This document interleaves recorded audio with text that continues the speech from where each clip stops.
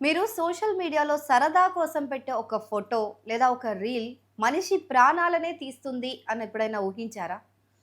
హైదరాబాద్ వనస్థలిపురంలో బుధవారం జరిగిన ఒక గర్భిణీ హత్యోదంతంలో విస్తుపోయే నిజాలు వెలుగులోకొచ్చాయి. గృహహింస చట్టం కింద కేసు పెట్టి తన కుటుంబాన్ని రోడ్డుకి ఈడ్చింది అని పగ పెంచుకున్న మహేష్ సునీతను హత్య చేయడానికి వెయిట్ చేసి పక్కా ప్లాన్ వేసిన విధానం వింటే మీ వెన్నులో వణుకు పుట్టడం ఖాయం. కెనడా నుంచి కక్షతో వచ్చి సునీత చేసిన ఒక ఇన్‌స్టాగ్రామ్ రీల్ ఆధారంగా తన లొకేషన్‌ని కనిపెట్టి, తన మాజీ భార్యను కరెంటు రంపంతో ముక్కలు చేయాలి అని భావించాడు. ఆ తర్వాత అరెస్ట్ అయ్యాడు. కానీ పోలీసులు అతని బ్యాగ్ చెక్ చేసినప్పుడు బయటపడ్డ కొన్ని వస్తువులు చూసి షాక్ అయ్యారు.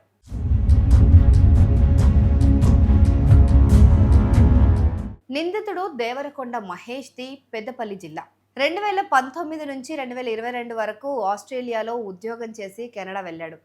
మహారాష్ట్రలోని చంద్రపూర్ జిల్లా బల్లార్పూర్ మండలం తిలక్వాడికి చెందిన సునీతతో 10 ఏళ్ల క్రితమే ప్రేమాయాణం మొదలైంది. 2014లో మహేష్ సొంతూరు, సునీత అమ్మమ్మ గ్రామం ఒకటే కావడంతో వీళ్ళిద్దరి మధ్య పరిచయం ఏర్పడింది. అది కాస్త ప్రేమగా మారింది. 2022లో ఏప్రిల్లో వీళ్ళిద్దరు పెళ్లి చేసుకున్నారు. సునీతకు వీసా రాకపోవడంతో మహేష్ ఒక్కడే కెనడా వెళ్లాల్సి వచ్చింది. అక్కడికి వెళ్ళిన తర్వాత ఫోన్ కాల్స్కు సునీత సరిగ్గా రెస్పాండ్ కాకపోవడంతో భార్య పైన అనుమానం పెరిగింది మహేష్కి. ఈ కారణంగా వాళ్ళిద్దరి మధ్య గొడవలు జరుగుతున్న సమయంలోనే 2023లో అక్టోబర్లో సునీత కెనడా వెళ్ళింది. గొడవలు అక్కడ మరింత పెరగడంతో కొన్ని నెలలకే స్వదేశానికి తిరిగి వచ్చేసింది సునీత. మహారాష్ట్రలోని బల్లార్పూర్ ఠాణాలో భర్త పైన గృహహింస కేసు పెట్టింది. మహేష్తో పాటు అతని తల్లిదండ్రులపైన ఈ కేసు పెట్టింది. ఆ తర్వాత మహేష్ తల్లి మరణించింది. ఆలోపే పోలీసుల నుంచి లుకౌట్ నోటీసులు వచ్చాయి ఆయనకి. ఆ కారణంగా మహేష్ వీసా కూడా రిజెక్ట్ అయిపోయింది. ఆ తర్వాత ఆమె మహేష్కి దూరంగా మరో వ్యక్తితో ఉంటుందని తెలుసుకున్నాడు. చట్టాల్లో మహిళలకు ఉన్న అడ్వాంటేజ్లను క్యాష్ చేసుకొని తప్పుడు కేసులు పెట్టి మగాడి జీవితాన్ని నాశనం చేసిందని భావించాడు. ఆమె పైన కక్ష పెంచుకున్నాడు. ఇలాంటి ఆడది బతకూడదు అని చంపేయాలి అని డిసైడ్ అయిపోయాడు.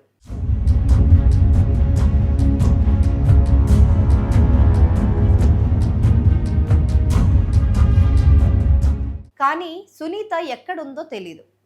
దీంతో తన అడ్రస్ కోసం వెతుకుతున్న మహేష్కు ఆమె ఇన్‌స్టాగ్రామ్ రీల్స్‌లో ఒక క్లూ దొరికింది.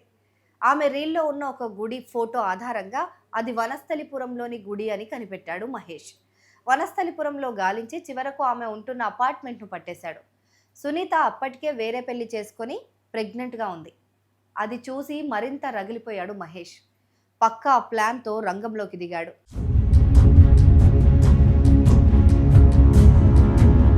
అతను కేవలం కత్తి తీసుకొని రాలేదు. తన బ్యాగ్లో ముందుగానే ఆన్లైన్లో ఆర్డర్ పెట్టుకున్న ఒక కత్తి, విద్యుత్ రంపాలు, పెట్రోల్ డబ్బా ఇవన్నీ తనతో తెచ్చుకున్నాడు. ఎందుకంటే ఒకవేళ సునీత దగ్గరికి వెళ్ళిన తర్వాత సునీత ఇంట్లోకి వెళ్ళిపోయి తలుపులు వేసుకుంటే రంపంతో కోసైనా లోపలికి వెళ్ళాలని, ఎవరైనా అడ్డొస్తే వాళ్ళపైన ఈ పెట్రోల్ పోసి తగలబెట్టాలని ప్లాన్ చేసుకున్నాడు. బుధవారం మధ్యాహ్నం ఇంట్లోకి చొరబడి ఆ గర్భిణిని అత్యంత దారుణంగా నరికి చంపేశాడు. ప్రస్తుతం మహేష్ పోలీసుల అదుపులో ఉన్నాడు.